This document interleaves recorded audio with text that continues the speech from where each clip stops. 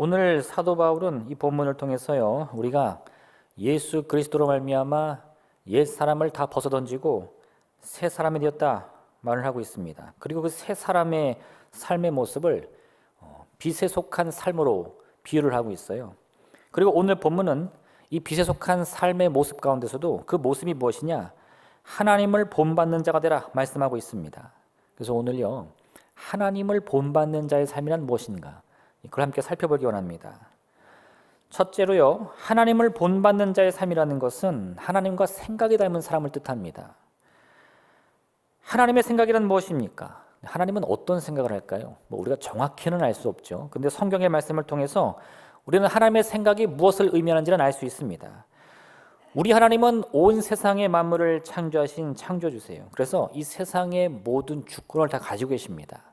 그럼 그 주권자가요, 그 권세를 행함에 있어서 누구의 허락을 받아야 되겠습니까? 하나님이 하나님의 일을 하시는데 그 권세와 능력을 행하실 때 누구의 허락을 받으실까요? 아무의 허락도 필요치 않습니다. 왜요? 하나님이 주인이고 주권자니까 이 세상의 모든 만물을 다스리는 것은 하나님의 뜻으로, 하나님의 계획으로, 하나님의 권세로 하시는 거예요. 그게 이 하나님의 생각입니다. 주권자의 생각이죠. 그럼 우리는요, 우리의 삶을 우리가 계획하고 우리의 뜻을 이루어가는데 누구의 허락을 받아야 됩니까? 우리가 계획하며 행하면 되는 거예요. 나의 주인이신 하나님이 내 삶을 은혜 가운데 선물로 주셨구나, 하나님의 뜻을 내게 은혜로 주셨구나, 그걸 믿고 내가 그 뜻 안에서 계획하고 이루어가면 됩니다. 제가 왜 이 말을 하느냐? 많은 분들이 이렇게 말하면 다 고개를 끄덕끄덕 하시는데 의외로요, 많은 사람들이 자기의 삶을 살아가는데 다른 이들의 이 허락을 구하려고 그래요. 제가 올해 좀 잘 되겠습니까? 오늘 제 운이 좀 틀까요? 이게 뭐예요? 허락을 구하는 거거든요. 이사야 44장 2절과 4절은 이와 같이 말씀하는데, 너를 만들고 너를 모태에서부터 지어낸 너를 도와줄 여호와가 이같이 말하노라. 나의 종 야곱, 내가 택한 여수르나 두려워하지 말라. 나는 목마른 자에게 물을 주며 마른 땅에 시내가 흐르게 하며 나의 영을 내 자손에게, 나의 복을 내 후손에게 부어주리니 그들이 풀 가운데서 솟아나기를 시냇가에 버들같이 할 것이라. 우리가 왜 목마를 때가 없겠습니까? 왜 굶주릴 때가 없겠어요? 그럴 때는 찾아오죠. 근데 그럴 때 내가 왜 굶주려야 되지? 누가 나로 인해서 굶주리게 하려고 하는 건가? 라고 생각하면 이 생각이 복잡해집니다. 그래가지고 막 여기저기 찾아다니면서 올해는 좀 운이 틀지 행운이 올지 그걸 알아보게 돼요. 근데 여러분, 우리 하나님의 생각이라는 것은 누구에게 허락을 구하는 그런 생각이 아닙니다. 오늘 말씀 뭐라고 그러죠? 하나님이 네가 목마르면 물을 주고 네가 굶주리면 내가 먹여주겠다는 거예요. 그러니 두려워하지 말고 우리에게 주어진 그 인생을 용기를 갖고 살아가면 된다는 겁니다. 그럼 하나님이 어떻게 해요? 하나님이 영을 부어주고 하나님의 복을 부어주겠다는 거죠. 할렐루야. 그걸 믿고 살아가시면 된다는 거예요. 이게 하나님의 생각을 닮은 하나님을 본받는 자의 삶의 모습인 겁니다. 올해 여러분의 세운 목표가 있습니까? 그 목표를 이루기 위해서는요, 그 어느 때보다 더 많은 땀과 노력, 결단을 하셔야 될 겁니다. 왜요? 하나님의 뜻을 이룬다는 것은요, 내가 너에게 뜻을 주었다, 그건 그냥 이루어진다는 게 아니에요. 하나님이 내게 뜻을 주셨으니까 이제 그것은 내가 가만히 있어도 저절로 이루어지겠구나, 그런 뜻이 아닙니다. 여러분 2022년 새해 목표를 세우셨죠? 그럼 그 목표를 세울 때요, 목표는 세우기만 하면 다 이루어지는 거야, 누워서 떡 먹기지, 이런 사람 아무도 없습니다. 그 목표를 이루기 위해서 내가 얼마나 노력해야 될지, 내가 얼마나 땀을 흘려야 될지 그걸 다 고민한다니까요. 하나님의 뜻도 마찬가지예요. 내가 하나님의 뜻 안에 살아가지만 그 뜻을 이루기 위해서는 많은 노력이 필요해요. 그런데 중요한 것은 그 노력을 결단하고 각오하며 살아가면 된다는 겁니다. 하나님이 여호수아를 부르시는데 이렇게 말씀하세요. 여호와의 종 모세가 죽은 후에 여호와께서 모세의 수종자 눈의 아들 여호수아에게 말씀하여 이르시되, 강하고 담대하라. 너는 내가 그들의 조상에게 맹세하여 그들에게 주리라 한 땅을 이 백성에게 차지하게 하리라. 오직 강하고 극히 담대하여 나의 종 모세가 내게 명령한 그 율법을 다 지켜 행하고 좌로나 우로나 치우치지 말라. 하나님이 뭐라고 말씀하시죠? 너는 그 손을 통해서 내가 약속한 그 땅을 너와 너의 백성들에게 다 줄 수 있다. 그러면 이제 나는 가만히 있으면 되는구나. 아니에요. 극히 강하고 담대한 마음을 품고 그 일을 이루겠다는 믿음의 결단을 해야 된다는 겁니다. 왜요? 그 뜻은 반드시 이루어지겠지만 그 과정은 호락호락하지 않기 때문에 그래요.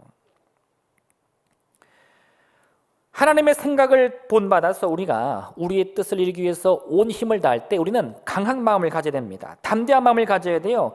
세상에 누구를 쫓아가면서 권세자에게 혹은 이 점치는 자에게 허락을 구할 것이 아닙니다. 내게 복 주옵소서, 그 말을 할 수 있는 분은 우리 하나님밖에 없어요. 여러분이 그 믿음의 결단을 하셨다면 누구에게 허락을 구할 것이 아니라 여러분의 믿음의 결단을 내려 스스로 그 삶에 살아가시길 부탁드립니다. 하나님을 닮은 사람의 생각이요, 실패를 바라보거나 낙심을 품을 리가 없습니다. 내가 하나님의 뜻에 따라서 하나님을 본받아 그 생각을 따라가는데 아이고 이거 망하겠구나, 이거 나는 못하겠구나, 이런 생각을 할 사람이 누가 있겠습니까? 하나님이 온 세상의 주관자인 것을 믿으신다면요, 염려와 걱정, 근심이 아니라 오직 강하고 담대한 마음으로 여러분의 삶을 살아갈 줄로 믿습니다. 제가 예전에 한번 인터넷에서 이런 글을 본 적이 있어요. 어떤 여성분이 올린 글인데 이 젊은 여성분이 사랑하는 남자를 만나가지고 연애를 오래 했어요. 그러니까 이제 홍기가 차니까 결혼 준비를 하려고 서로 결혼 얘기를 오가면서 결혼을 준비하는데 그게 만만치 않잖아요. 제가 결혼 준비하면서 한 번도 싸우지 않은 커플은 본 적이 없습니다. 할렐루야. 네. 옛날 생각 좀 나시나요? 네. 그러니까 이분도 고민이 되니까 궁합을 좀 본 거예요. 뭐가 잘못됐나 하고 궁합을 봤는데 궁합이 너무 안 좋게 나왔어요. 그 궁합 봐주는 분이 도대체 누구를 만나고 있냐고, 그 사람과 만나다가는 당신 인생이 망하든가 그 사람 인생이 망하니까 빨리 헤어지라고 말하는 겁니다. 그 얘기를 듣고 와가지고 이분이 고민이 되니까 인터넷에 글을 올렸어요. 제가 참 그 글을 읽고 기가 막혀가지고 아니, 사랑하는 사람을 누구 허락받고 사랑합니까? 네. 그 사람과 결혼하는 것을 누구 허락받고 결혼하나요? 두 남녀가 함께 미래를 약속했을 때는요, 그냥 심심풀이 땅콩으로 하진 않았을 거예요. 서로 마음을 확인하고 미래를 함께 계획하면서 우리 행복하게 살아보자, 결단과 각오를 했을 겁니다. 그런데요, 그 궁합 한마디에 마음이 흔들려가지고 내가 이 사람과 결혼해야 되겠습니까? 이런 글을 올리고 있어요. 그럼 나중에 그들이 결혼했다고 한들 그 삶이 행복할까요? 이 살다가 뭔가 좀 안 맞고 뒤틀어지면 맨날 그럴 겁니다. 내 이럴 줄 알았어. 그때 그 사람이 이거 미리 알고 나한테 얘기해 준 거야. 네. 할렐루야. 네. 우리의 운명을 누군가의 손에 맡기는 순간요, 우리의 인생은 결코 평안과 행복을 누릴 수 없습니다. 그 사람 말 한마디, 행동 하나, 표정 하나에 좌지우지돼 가지고 여러분 마음이 평안할 새가 없는 거예요. 오직 우리의 모든 권리를 하나님께 맡기고 하나님이 내게 그 은혜로 주신 이 인생이라는 선물을 누리고자 믿음으로 결단할 때 우리는 참된 행복을 얻을 수 있는 겁니다. 하나님을 본받는 사람은요, 자신의 삶의 운명을 다른 이에게 맡기지 않아요.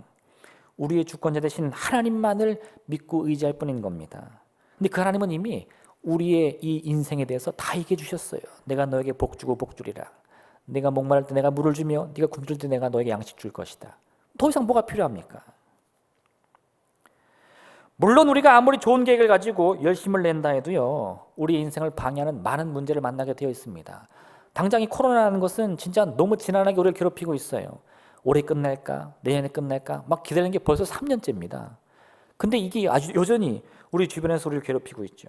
그럼 그럴 때 우리는요, 이 문제와 고난을 어떻게 해결할 수 있죠? 이 코로나가 언제 끝날까요? 그거 하지 말라는 거예요. 성경도 우리가 문제를 만날 수 있다고 말합니다. 물 가운데 구할 수 있다고 말을 해요. 불 가운데로 지날 거라고 말을 합니다. 그런데 거기서 끝나는 것이 아니라 그 문제의 상황에서 우리의 운명을 주관하는 것이 그러한 문제나 환경에서는 안 된다고 말하고 있는 거예요. 하나님이 아니고서는 그 누구에게도 여러분의 운명을 맡기지 말라고 말하는 겁니다. 내 형제들아, 너희가 여러 가지 시험을 당하거든 온전히 기쁘게 여기라. 이는 너희 믿음의 시련이 인내를 만들어 내는 줄을 너희가 알미라. 시험을 참는 자는 복이 있나니 이는 시련을 견뎌낸 자가 주께서 자기를 사랑하는 자들에게 약속하신 생명의 면류관을 얻을 것이기 때문이라. 문제가 와요, 안 와요? 분명히 옵니다. 반드시 와요. 그런데 그 문제 무슨 문제냐, 물의 문제냐, 불의 문제냐, 이런 거 중요하지 않다는 거예요.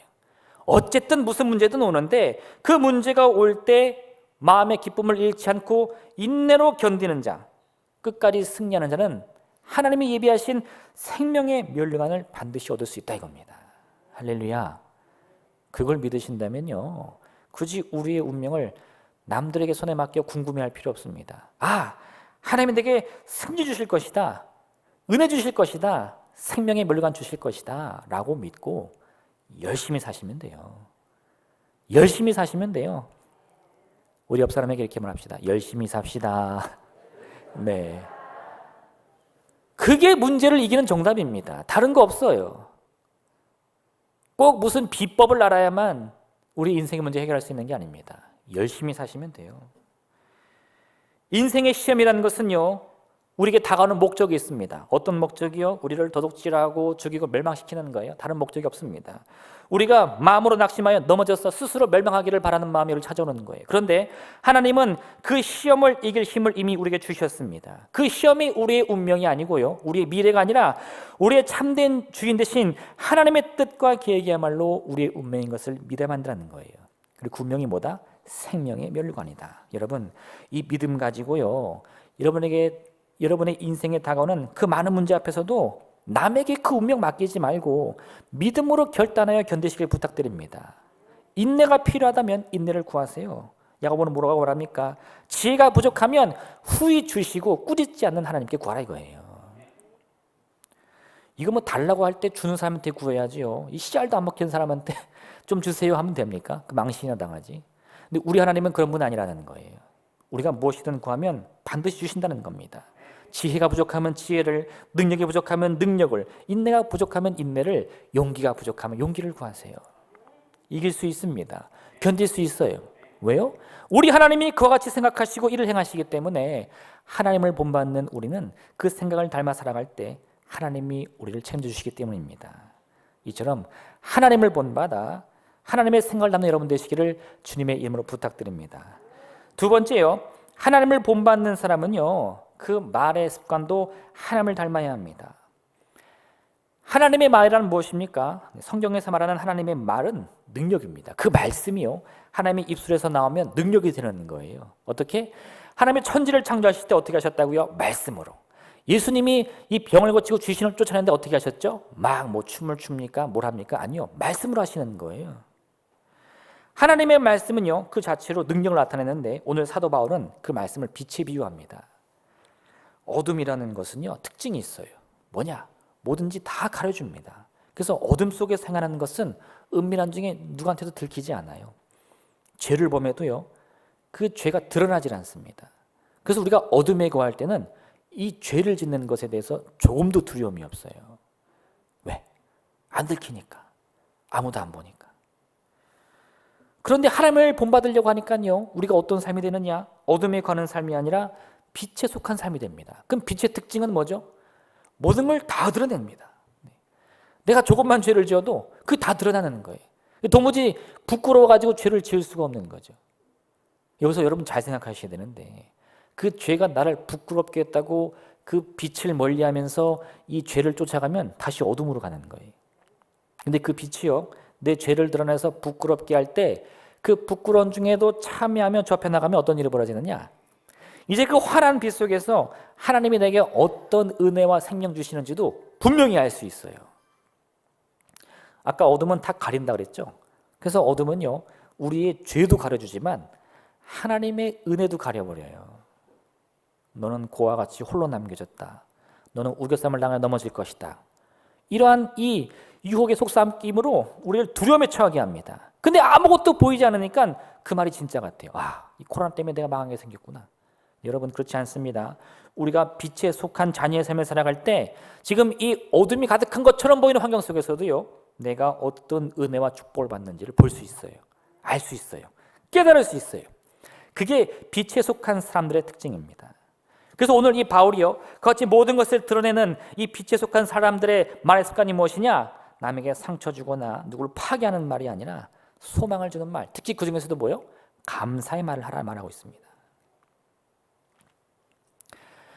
잘 생각해 보세요. 감사의 말을 하라. 말의 습관인데요, 이게 왜 중요하냐? 여러분, 감사라는 것은 사실 우리의 이 생각이나 감정으로부터 나옵니다.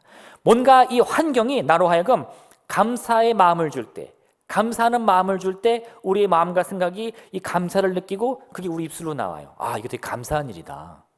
근데 성경은요, 그 순서를 거꾸로 해버리는 거예요. 어떻게 해요? 감사의 일을 생겨서 그 감사의 마음으로 감사의 고백을 할 것이 아니라 입술로 감사의 고백을 먼저 하면 내 생각 속에 감사의 생각이 생기고 그 생각 때문에 우리의 삶이, 우리의 미래가 감사할 일로 가득해진다 이거예요. 할렐루야. 이거 누가 밖에서 얘기하면 나한테 그럴 거예요. 저 미친놈이 다 있나. 네. 근데 여러분, 이게 하나님의 뜻이에요. 사람들은요, 감사할 일도 있지 않은데 무슨 감사의 말을 먼저 하냐 말할 텐데요, 하나님은 아니라는 거예요. 우리가 말의 습관을 바꿔야지 우리의 이 실패나 절망을 가득한 생각도 바뀌고요, 그 생각이 바뀌어야 실제로 우리의 삶도 바뀐다 이겁니다. 잘 보세요.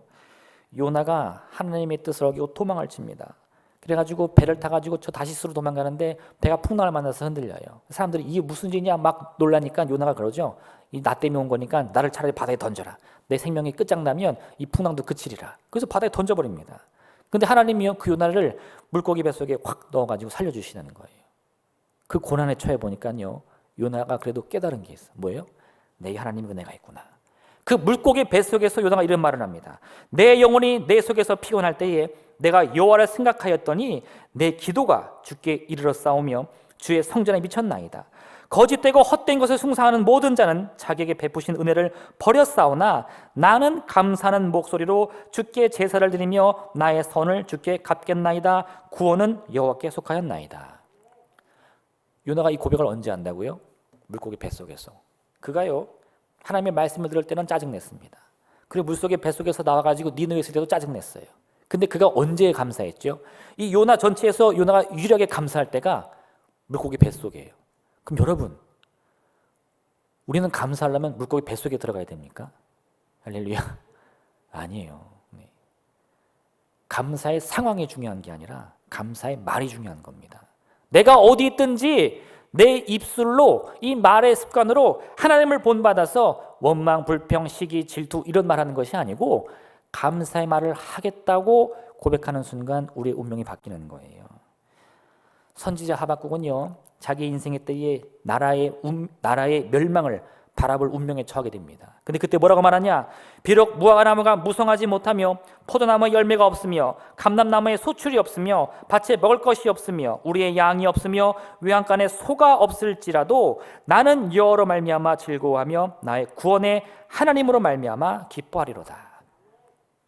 절망에 들어찼어요. 정말 실패가 눈앞에 닥쳤습니다. 누구도 바꿀 수 없는 나라의 멸망이 임한 거예요. 근데 그때요, 이 하박국이 무엇을 깨닫느냐? 이 멸망의 순간에 내게 유일하게 생명이 될 수 있는 힘은 하나님에 대한 기쁨과 감사를 잃지 않는 것이다 이거예요. 그 고백을 한다고 당장 그 나라의 운명이 바뀌지 않습니다. 이스라엘은 망할 거예요. 완전히 파괴될 겁니다. 그런데 이 하박국의 고백처럼 이스라엘 민족은요, 나라가 망했다고 했어. 성이 무너지고 성전이 부서지고 성벽이 다 헐렸다고 해서 우리 운명이 끝난 게 아니라고 믿기로 작정한 거예요. 감사의 고백, 기쁨의 고백, 찬양의 고백을 놓지 않겠다고 고백해서 그 민족의 운명은 끝장나지 않는 겁니다. 이처럼 성경은 자신이 처한 상황과는 전혀 다르게 해요. 여전히 감사의 고백을, 기쁨의 고백을, 찬양의 고백을 드리는 많은 이들의 고백을 우리는 찾아볼 수 있습니다. 그리고 그들 통해 우리는 뭘 느낄 수 있나요? 하나님을 닮아 우리의 말의 습관을 바꿀 때 우리 운명이 바뀔 수 있다는 하나님의 뜻을 깨달을 수 있는 거예요. 여러분, 눈앞에 보이는 이 환경이요, 우리 운명을 좌지우지하게 놔둬서는 안 됩니다. 내 입술의 고백으로라도 그 운명을 바꿀 수 있어야 돼요. 지금 아무것도 보이지 않고 아무것도 들리지 않지만 내 감사의 고백으로 하나님을 찬양하겠습니다. 그 한마디 입술의 고백이 우리 운명을 바꾼다는 거죠. 여러분, 두려움과 낙심이 느껴질 때 있습니다. 내 감정은 내가 어찌할 수 없어요. 두려움이 찾아오는데 내가 그 두려운 감정을 어떻게 쉽게 없앨 수 있겠습니까? 슬픔이 찾아오는데 그 슬픔의 감정을 내가 어떻게 조절할 수 있겠어요? 모든 삶이 다 슬픔에 잠겨있는데 혼자 막 하하하하 웃으면 뭐라 그러죠? 저 미친놈 저거. 네. 감정은 어쩔 수 없어요. 근데 뭔 바꿀 수 있죠? 말의 고백은 바꿀 수 있어요. 여러분의 말의 습관은 바꿀 수 있어요. 여러분, 그 감정 때문에요, 원망이 터져나오고 불평이 터져나오는 그 순간에도요, 입술을 꼭 담으세요. 그리고 하나님을 본받아 그 말의 습관만큼은요, 원망이나 절망이나 실패가 아니고 감사함을 하시길 부탁드립니다. 이스라엘 백성이 애굽에 나서 홍해 앞에 섰을 때 모세가 그 온 백성을 앞에 두고 담대히 외치는 거예요. 너희는 두려워하지 말고 가만히 있어서 여호와께서 오늘 너희를 위하여 행하시는 구원을 보라. 너희가 오늘 본 애굽 사람을 영원히 다시 보지 아니하리라. 여호와께서 너희를 위하여 싸우시니 너희는 가만히 있을지니라. 얼마나 멋져 보입니까? 지금 온 백성이 위기에 처해가지고 앞으로 가면 홍해에 빠져 죽고 뒤로 가면 애굽에 칼에 죽게 생겼는데 이 지도자 모세가 두려워하지 말라, 담대하라, 가만히 서서 여호와의 구원을 보라 이렇게 말하니까 얼마나 멋져 보이겠어요. 근데 사실 이 모세도요 마음으로는 아주 엄청 두려웠을 거예요. 입으로는 이렇게 말하지만 다리는 후들거려가지고 서 있을 수도 없었을 거예요. 그걸 제가 어떻게 아느냐?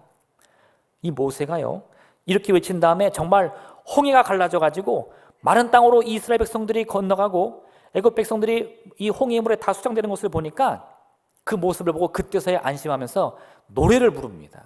야, 진짜 하나님이 우리를 구원하셨구나. 이때 모세와 이스라엘 자손이 이 노래로 여호와께 노래하니 일러스되 내가 여호와를 찬송하리니 그는 높고 영화로우시며 말과 그 탄자를 바다에 던지셨음이로다. 이거 누가 시킨 게 아니에요. 모세가 홍해를 건너가지고 뒤를 딱 돌아보니까 다시 그 물이 다시 몰려오면서 자기들 뒤쫓던 애굽의 병사들을 다 수상시킵니다. 근데 그걸 보니까 갑자기 찬송이 팡 터져 나오는 거예요. 왜 그랬을까요? 모세도 이런 일이 있을지는 몰랐던 거예요. 하나님이 말씀을 주셔서 이스라엘 백성 앞에서 너희는 가만히 있어서 그의 구원을 보라 담대히 외쳤지만요 모세의 마음과 생각은 사실 두려웠습니다. 걱정과 염려가 가득했어요. 근데 그 마음을 꾹 참고 하나님이 그 입술에 주신 말씀만 선포하는 거예요. 왜? 믿었으니까. 그리고 자기도 그 하나님의 구원의 역사를 실제로 보니까 그때서야 안심이 되면서 이 찬송이 터져 나오는 겁니다. 여러분 사실 이 성경의 사람들이라고 믿음의 조상들이라고 했어요. 우리랑 다를 거 하나 없습니다. 그들도 문제를 만나면 두렵고요. 괴로운 일 앞에서는 너무 슬픈 마음속에 이 감정을 주체하지 못했어요. 근데 그들이 다른 점이 하나 있다면 무엇이냐? 그런 이 터져나오는 감정 속에서도 그걸 그대로 터쳐서 입술로 고백하는 것이 아니라 한번 좀 꾹 참고 이 입술의 고백은 하나님이 주신 고백을 했다 이겁니다. 정말 감사해서 한 게 아니에요. 정말 믿음이 좋아서 한 게 아니에요. 그들도 잘 몰라. 근데 하나님이 약속해 주셨으니까 그래도 용기를 가지고 외치는 거예요. 너희는 가만히 있어서 그의 구원을 보라. 결과를 다 알고 나서요 감사하는 것은 누구나 할 수 있습니다. 믿음이 없는 사람이라도요 기뻐할 때 기뻐할 수 있고 감사할 때 감사할 수 있어요. 근데 하나님이 우리에게 이와 같이 감사를 요구하시며 기쁨을 요구하신 이유가 뭘까요? 할 수 없을 때라도 강하고 담대한 마음 가지고 해보라는 거예요. 왜요? 그게 하나님을 본받는 자의 믿음이니까. 우리가 처한 상황에 맞는 말을 하는 것이 무엇인지 고민하는 것은 세상 사람도 할 수 있습니다. 그러나 상황에 맞지 않는 말, 상황이 요구하지 않는 말을 하기 위해서는 믿음의 결단이 필요해요. 지금 내 마음과 생각 속에서는 염려, 근심, 걱정 가득하지만요 여전히 내 입술 가운데 하나님의 이름을 부르며 찬송과 감사와 기쁨의 고백을 할 수 있는 것은 이건 세상의 지혜로는 할 수 없습니다.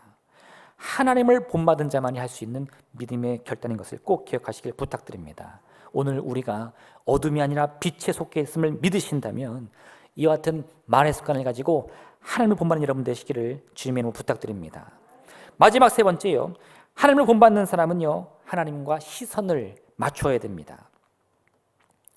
하나님과 시선을 맞춘다는 것은 무엇이냐? 네, 여러분 시선을 맞춘다는 것은 물론 우리가 생각할 때는 이 동서남북 어디를 바라볼까 이걸 고민하기 쉬운데 하나님의 시선을 의미하는 것은 그런 방향이 아닙니다. 이거는 시간을 의미해요. 뭐냐? 하나님의 시선은요 과거나 현재에 머물러 있지 않습니다. 언제나 미래를 향해 있는 거예요. 하나님은 과거의 하나님이 아니세요. 오늘만 만날 수 있는 하나님이 아닙니다. 우리 하나님은 어제나 오늘이나 영원토록 동일하신 분으로 내일도 또 영원토록 만날 수 있는 하나님이에요. 그래서 그 하나님의 시선은요 우리를 바라보실 때 언제나 미래를 향해 있습니다. 이게 무슨 뜻이냐? 모세가 처음 하나님을 만났을 때요 하나님은 이 모세에게 미래에 관한 말씀을 주시는 거예요. 여호와께서 이르시되 내가 애굽에 있는 내 백성의 고통을 분명히 보고 그들이 그들의 감독자로 말미암아 부르짐을 듣고 그 근심을 알고 내가 내려가서 그들을 애굽인의 손에서 건져내고 그들을 그 땅에서 인도하여 아름답고 광대한 땅, 젖과 꿀이 흐르는 땅, 곧 가나안 족속, 헷 족속, 아모리 족속, 브리스 족속, 히위 족속, 여부스 족속의 지방에 데려가려 하노라. 지금 하나님이 모세를 왜 부르셨습니까? 이스라엘의 미래를 위해서 부르신 거예요. 지금은 그들이 부르짖며 간구하여 근심 속에 있지만 내가 그들을 인도하여 약속의 땅, 젖과 꿀이 흐르는 가나안 땅으로 인도하여 내겠다 이겁니다. 근데 모세가 그런 하나님의 말씀을 듣더니 뭘 바라보느냐? 자기의 과거를 바라보는 거예요. 모세가 하나님께 아뢰어되 내가 누구이기에 바로에게 가며 이스라엘 자손을 애굽에서 인도하여 내리까? 무슨 뜻입니까? 하나님, 제 이력서 한번 보셨어요? 저 한 게 하나도 없습니다. 애굽에 왕자로 있었는데 거기서도 실패하고 광야로 도망친 인생이에요. 근데 제가 뭘 하겠습니까? 이런 뜻입니다. 지금 하나님은 미래를 바라보며 모세를 부르시는데 이 모세는 그 하나님의 부르심을 받고는 자기 과거를 돌아보니까 말이 안 통해요. 말이 안 통해요.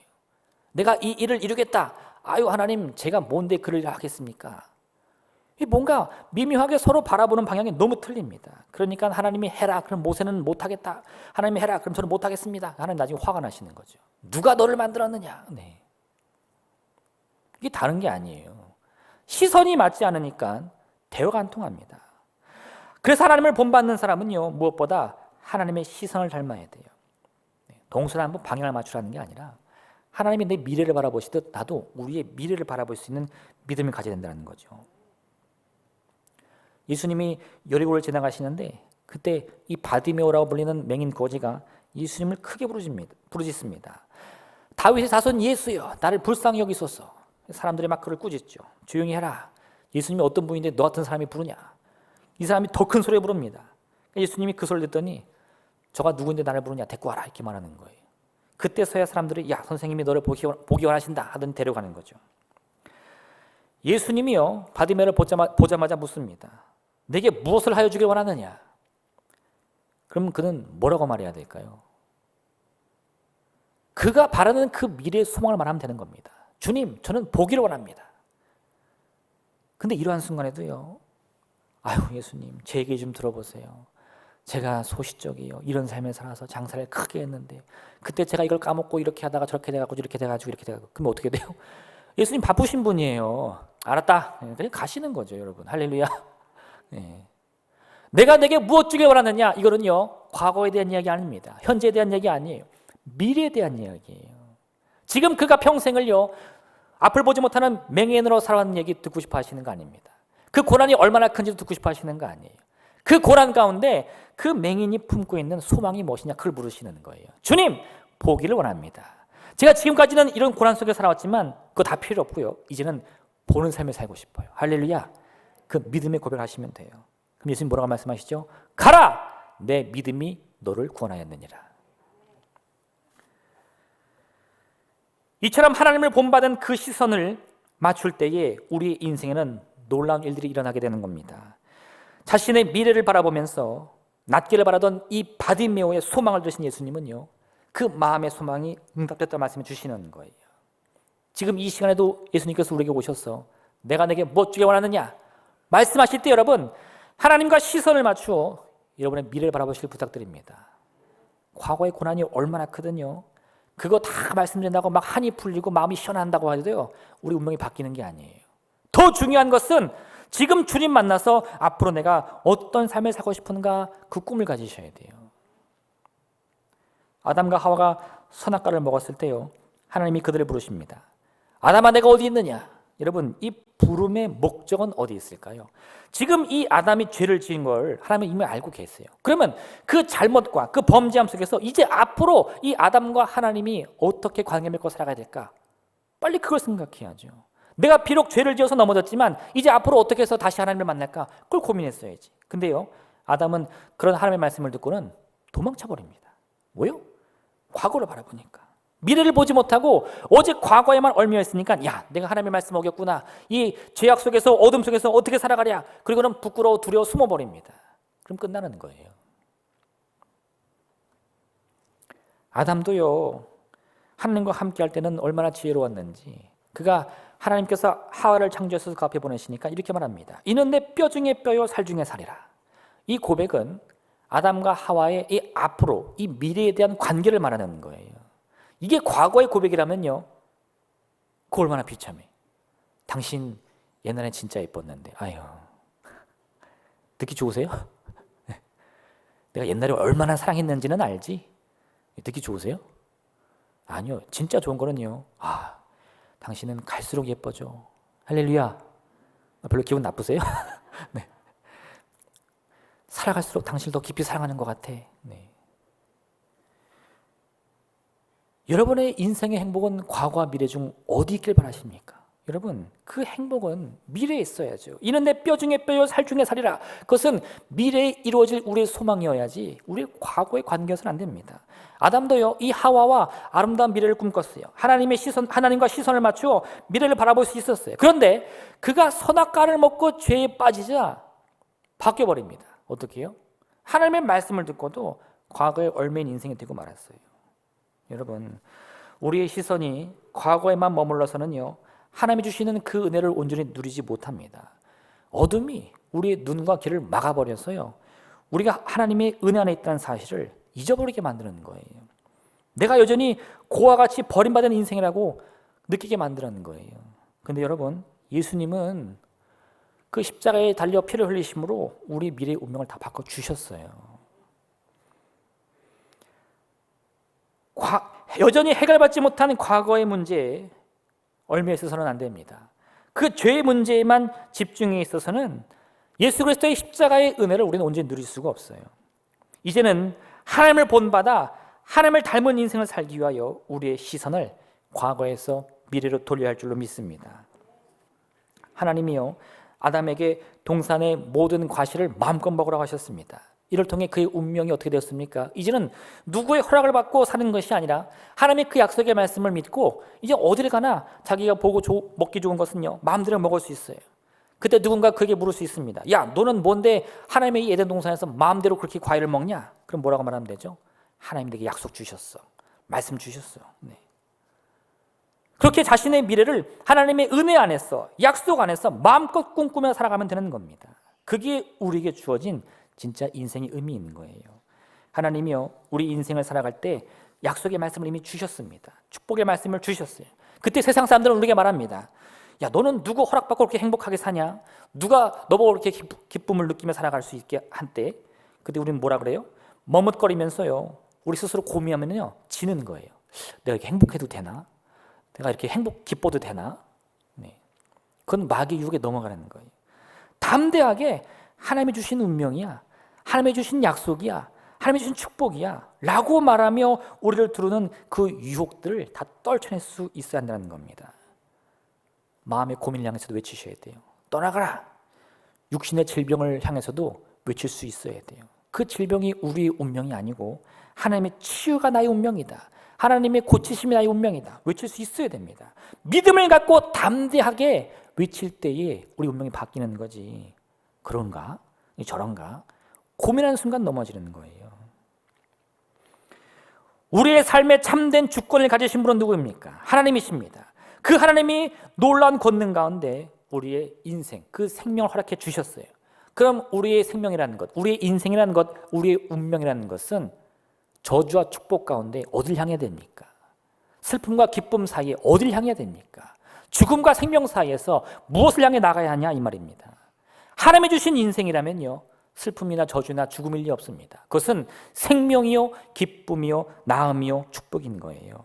이 같은 믿음을 가지시고요, 여러분의 시선을 하나님과 맞추어 미래를 바라보시길 바랍니다. 그 은혜와 축복으로 가득한 풍성한 미래를 바라보시길 부탁드립니다.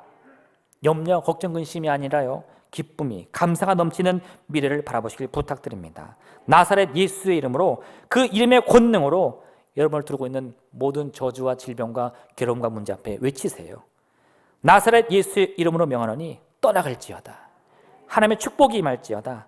같이 우리가 하나님을 본받아서 하나님 주신 미래를 꿈꾸며 살아갈 때 그 놀라운 은혜가 반드시 임하게 될 줄로 믿습니다.